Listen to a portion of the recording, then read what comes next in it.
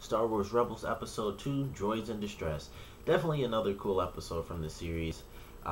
Just like in the premiere that they had, Spark of Rebellion, it was it was really cool. They had some references in there, especially like very early on before they even showed, the two biggest references, which of course were R2D2 and C3PO. But there were dialogue scenes and stuff that they did. But even outside of the references, it was a really great episode. And my favorite part about it is that even though it didn't dive too much into it, it dived a little bit into the background of one of our characters, and admittedly the most unique character, who is Zeb. And he might not seem unique to most people, but the reason he is so incredibly unique is because his species, the entire species that Zeb belongs to, was created for this series. So any sort of history out of this show really is like the first history ever created for that species. So it's really cool that they dive into that because it's never existed before. So it was really cool to have that. And it's we automatically in this episode get the at least one of the probably the biggest moment for his species history, which is when the entire home planet was basically attacked by the Empire and for the most part wiped out, and it was definitely taken over because none of the species lived there. I can't remember the exact way to pronounce the name, but they were all most of them were wiped out, and anyone who was left had to leave the planet. So it was really cool, and it also gave us a really cool like pseudo lightsaber battle at the end of this episode when Zeb fought, who's like sort of our sub boss in this episode, and now they're gonna have a big connection because we have the Inquisitor, who's gonna be like the main person, and he's gonna be going up against Kanan, and I would assume at some point, like way down the line, Ezra, in like really rare moments when Ezra ends up alone with the lightsaber. But now it's gonna be like Zeb versus the guy right under the Inquisitor, because even though it's hard to rank who has what position outside of like Sabine and the droid that they have in this sort of group. But we have Zeb, who does get a lot of showtime. He's the brute force, so he's the one who seems like he's really been with Kanan the longest, and he probably has, probably not. It could be Kanan's girlfriend, whose name, of course, I can't remember. But they're gonna be sort of rivals because the guy even mentions like I was the one who gave the order to first use these weapons on your species. So I can't wait to see them, go at it, and it'll be the sort of thing where the hero isn't able to beat him in the first try because Zeb was actually losing this battle, and fortunately Ezra saved him. But it'll be cool to see them have like rival battles. They'll be like the nemesis of each other, so that'll be really cool to see where they aren't the main hero. It's not the main hero or the main villain, but it's still a really important story, not just because it's brand new to the Star Wars universe, but in general it's one of the main characters. So it's just really cool to have that sort of backstory that we really don't have on anyone outside of Kanan, who used to be a Jedi, so you can kind of imagine how things used to be for him.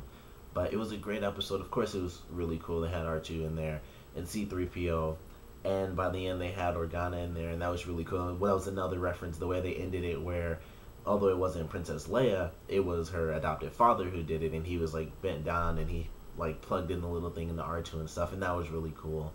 And it'll be nice to see them come back into the series because R2 recorded a bunch of information, so he knows how things are gonna go. I think Organa may have picked up a little bit on the fact that Kanan recognized the Jedi saying, because either you know a bunch of Jedi or you used to be a Jedi to know that saying, or possibly a Sith, but you can tend to tell who was a Sith before. But it'll be cool to see him come back. He's one of the main people in the series. He helped form the Rebel Alliance, and for anyone who didn't play like Star Wars The Force Unleashed, he's in that a lot as well, and you actually see Princess Leia in that too. So I'm sure at some point we're going to get to see young Princess Leia in this, because she was one of the people who was responsible for starting the Rebel Alliance. So it'll be cool when they get into that, and that'll be closer towards the time of episode 4. So I don't know how they're going to do this show. It would be amazing to see the show actually expand into the films, because that spans over years. So all the characters within the show would actually grow up, and Ezra would become like a teenager in the Rebels series, and he would like grow into a full Jedi. So that would be cool if they possibly did that, but even if they do, that's way down the line. But this was a great second episode. It was a nice little look into the backstory of one of our characters and also into the backstory of a whole new species in the Star Wars universe. So it was a great episode. We also got to see a lot more of the droid. I can't think of the letters because, you know, it was a bunch of letters. It was like, it was, I want to say it was like CP, and of course I could be thinking just because of C3PO, but it was like CP something 011 or something like that. But we got to see a lot of him messing around. He kind of hated R2, R2 hated him, so I enjoyed that. And him just like, when they bumped into each other, I enjoyed that scene. And he was like kind of pushing on R2 and stuff, and then R2 like brought out his little zapper and he like puts his little fake hands up. So that was a cool funny scene. I enjoy how he's like the, you know, the one who says certain things he's not really supposed to say. So it was kind of cool to see more attitude out of that droid, because we never really got that before. We either get typical servant droids or we get R2, who is really helpful, and sometimes he makes jokes, but for the most part, any sort of witty banter that R2 has is typically with C3PO. When you think about it, he doesn't tend to like crack jokes or say something sarcastic to like Obi-Wan or Anakin if it was like in Clone Wars or something. But it was a great episode. Of course, comment below, let me know what you guys thought about it, your favorite parts, your least favorite parts. And of course, we're only in episode 2. We've only gotten a little bit out of this show, but we've gotten a cool backstory, at least a snippet of cool backstory for this new species. So what do you guys think about the backstory for Zeb, at least a little bit that we have about his species?